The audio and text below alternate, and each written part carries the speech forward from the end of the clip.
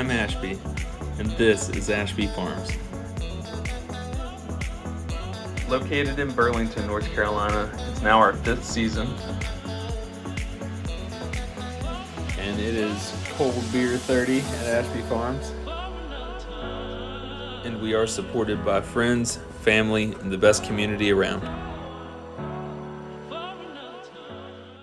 I'm getting a lot of questions lately about what I do day to day, and this time of year it's pretty much something every day, maybe an hour. Today is about 6 hours worth of work.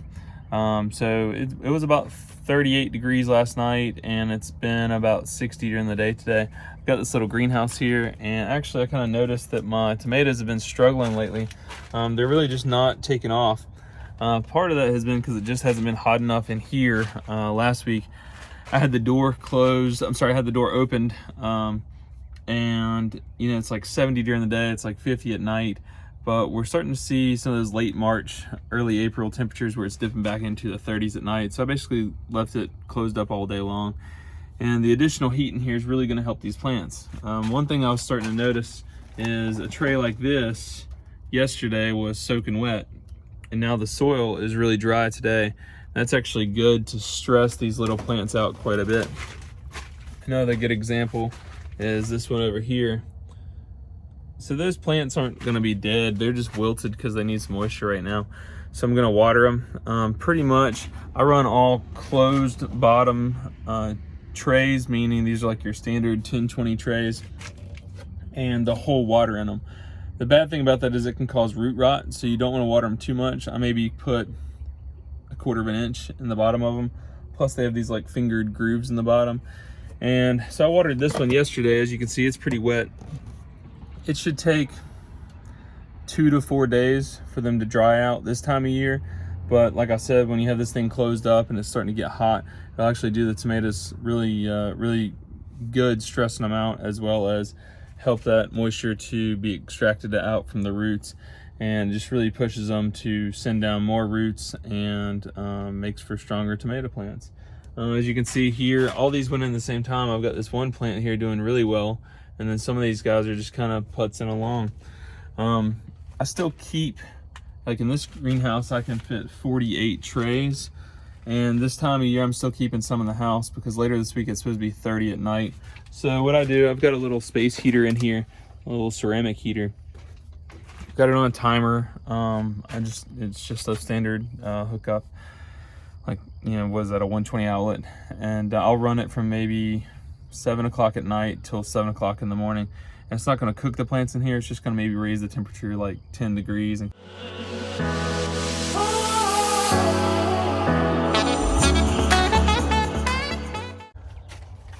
so I can tell by the weight on these. I just go around and check them. When they're super light like that, just pull out a tray.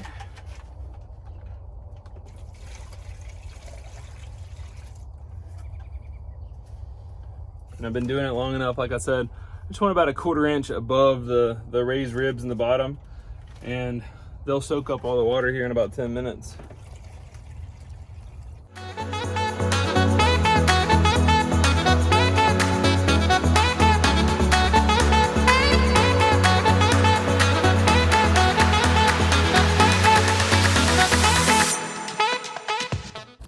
One of the problems I've always had with the wind up here is that this door likes to go flying off, so move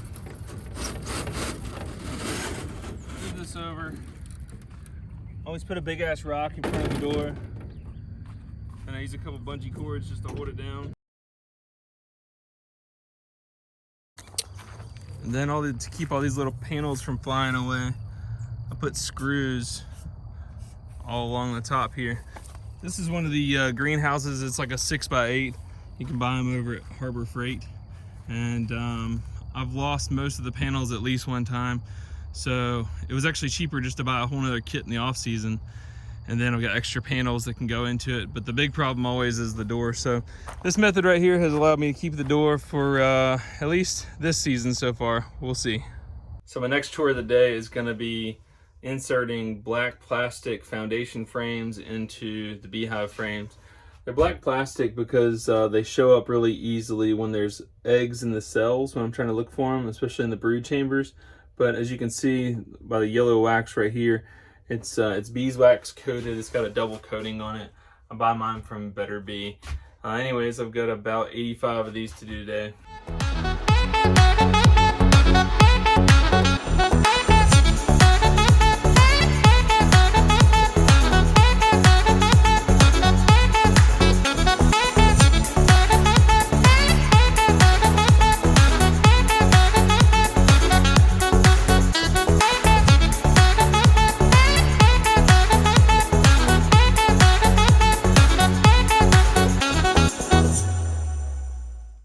So guys, what I've been doing, this is a Man Lake 1.5 gallon.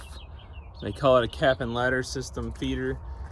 Basically, you got 2 small notches at either end of this board right here. And it's a little bit of a tight fit. Basically, just pop it in like that. You got 3 little rubber bands that go one over the middle, one over each side. So this is now the cap. Then you got 2 of these. This is the ladder, and basically the insert, one here, one here. And so the bees can crawl up and down, that way they don't drown. That gives them enough space to go up and down all day. And this will feed them for 7 to 14 days, depending on the time of year and the flow and all that. But so when I run my hives, I run a double deep, 5 frames on the bottom, and then 3 frames plus a cap and ladder feeder up top.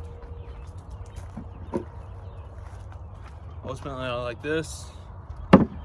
And then just put a lid on it. So that's the next steps. Got to take these over to the bee yard.